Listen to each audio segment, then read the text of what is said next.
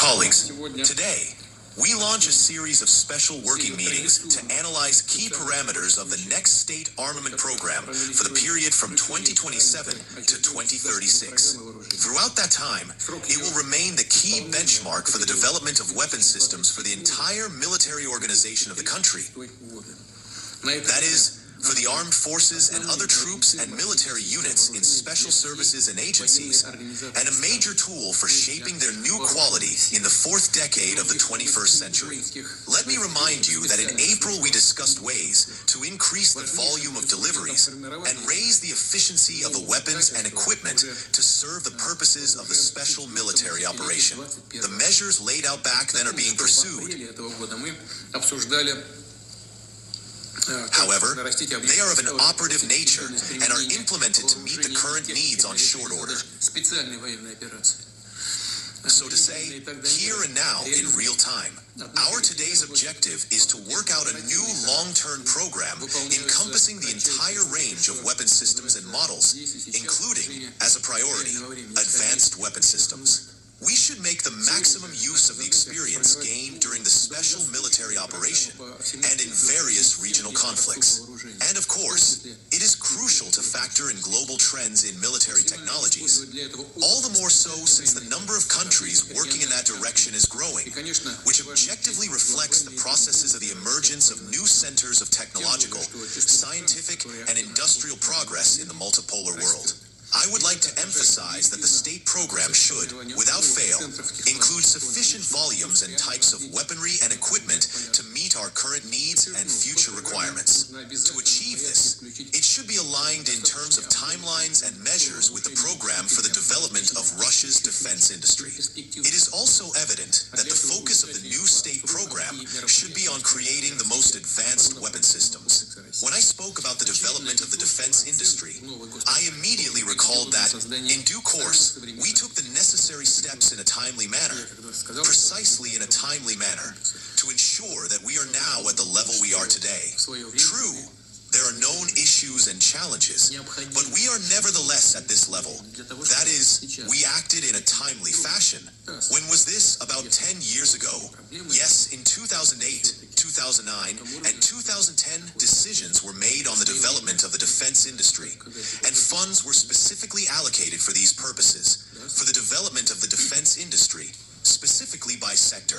This enables us today to produce the required volume of arms and equipment. Undoubtedly, special attention must be paid to the nuclear triad, which has been and remains the guarantor of Russia's sovereignty, playing a key role in maintaining the global balance of power. Currently, the share of modern weaponry and equipment in the strategic nuclear forces has already reached 95%. This is a good indicator. In fact, it is the highest indicator among all nuclear powers in the world.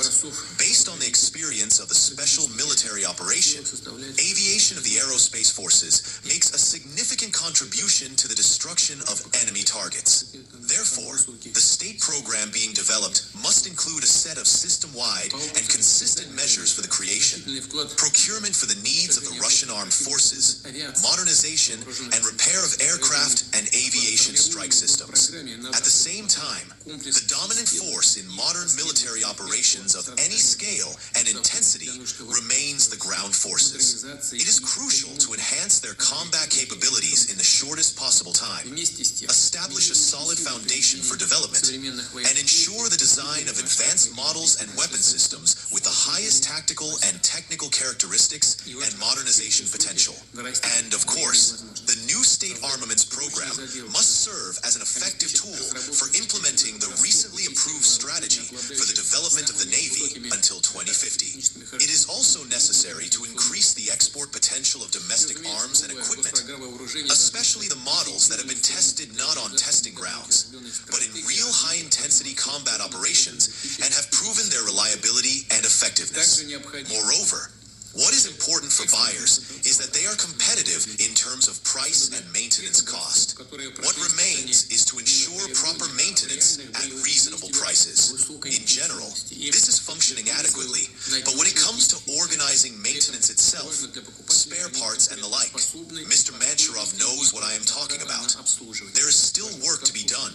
Recently, on May 23rd, at a meeting of the Commission for Military Technical Cooperation, we thoroughly and substantively discussed these issues and decided to develop and launch a dedicated area within the Defense Industry Development Program aimed at supporting the production of military products for export. This must definitely be reflected in the new state program.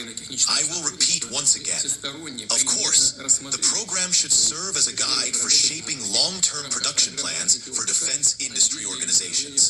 In recent years, with government support, defense enterprises have multiplied their output, and it is essential to use this potential wisely to build a well-considered human resources policy, and for the Ministry of Industry and Trade and the Defense Ministry to anticipate future developments and think about how, if necessary, to use the production capacity to manufacture civilian goods.